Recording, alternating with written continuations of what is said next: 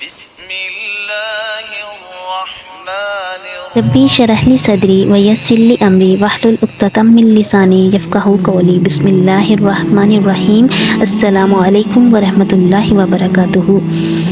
زندگی میں راحت کیسے آئے گی؟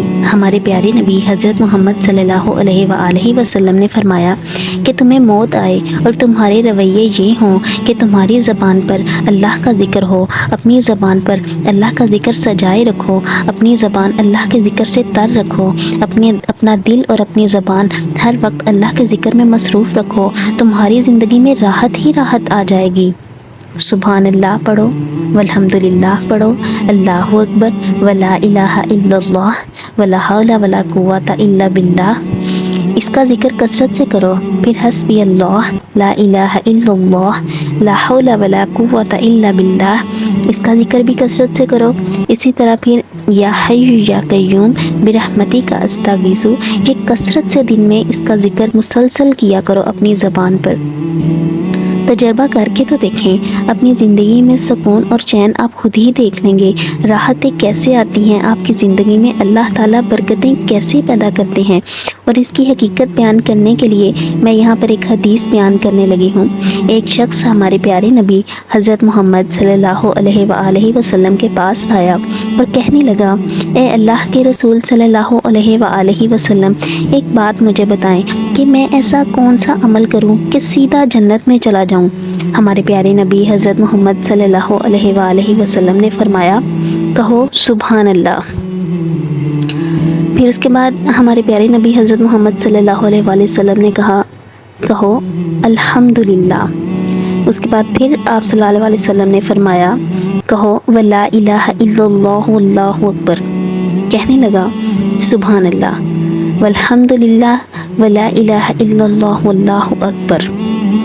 تو پھر ہمارے پیارے نبی حضرت محمد صلی اللہ علیہ وآلہ وسلم سے مخاطب ہوا وہ شخص اور کہنے لگا، یہ سب تو میں نے اللہ کے لیے کہا، تو میرے لیے؟ تو ہمارے پیارے نبی حضرت محمد صلی اللہ علیہ وآلہ وسلم نے کہا، اب کہو اللہم اغفر لی ورحمنی ورزقنی، اے اللہ مجھے معاف کر دے، مجھ پر رحم فرما اور مجھ پر رزق کے دروازے کھول دے۔ اس شخص نے کہا اللہم اغفر لی، تو آپ صلی اللہ علیہ وسلم نے کہا، جب تم کہو گے اللہم اغفر لی تو اللہ کہے گا، جا میرے بندے میں نے تجھے معاف کیا۔ جب تک کہے گا اللہم اغفر لی ورحمنی تو اللہ کہے گا، اے میرے بندے میں نے تجھے معاف بھی کیا اور تجھ پر رحم بھی کیا۔ اسی طرح جب تک کہے گا اللہم اغفر لی ورحمنی ورزقنی تو اللہ کہے گا، اے میرے بندے میں نے تجھے معاف کیا، تجھ پر رحم کیا اور تجھ پر رزق کے دروازے کھول دیے۔ اسی طرح ایک اور دعا ہے، سبحان اللہ عدد خلقہ ورضا نفسہ وزینت عرشہ ومداد کلماتہ۔ جب انسان ایک دفعہ کہتا ہے سبحان اللہ عدد خلقہ، اے اللہ میں تیری اتنی تعریف کرتا ہوں جتنی ساری دنیا نے کی، تو اللہ اس بندے کے نامہ اعمال میں اتنی دفعہ سبحان اللہ لکھتا ہے جتنی آدم سے لے کر اب تک مخلوق آئی اور سب نے سبحان اللہ پڑھا ہو۔ سبحان اللہ۔ ومداد کلماتہ، 8 سمندر ہوں اور پوری دنیا کے درخت اگر کلمے بن جائیں تو اس کا مطلب یہ ہے کہ اے اللہ 8 سمندروں کا پانی اگر سیاہی بن جائے اور پوری دنیا کے درخت اگر قلم بن جائیں اور لکھیں سبحان اللہ، تو اتنی دفعہ میں تیری تعریف بیان کرتا ہوں۔ بندہ ایک دفعہ کہتا ہے اور اللہ اتنی تعداد میں لکھ دیتا ہے سبحان اللہ۔ وزینت عرشہ، اور جتنا عرش کا وزن ہے، فرشتے جنہوں نے اللہ کا عرش اٹھانا ہے ان کے کندھوں اور کان میں 700 سال کا سفر ہے۔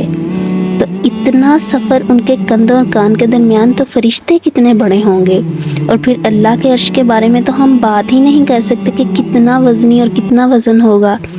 تو اے اللہ میں تیری اتنی تعریف کرتا ہوں جتنا عرش کا وزن ہے میرے نامہ اعمال میں، اے اللہ سبحان اللہ کا اتنا وزن بنا دے، تو اللہ اتنا ہی بنا دیتا ہے۔ سبحان اللہ۔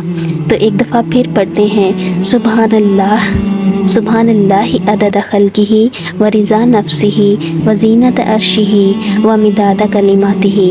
تو اس دعا کو اپنی زندگی کا معمول بنا لیں کہ یہ اتنی اتنی اچھی دعا جو کہ ہمارے نامہ اعمال میں اتنی دفعہ سبحان اللہ لکھ دے، تو اسے مسلسل اپنی ذکر پر اپنی زبان پر جاری و ساری رکھیں۔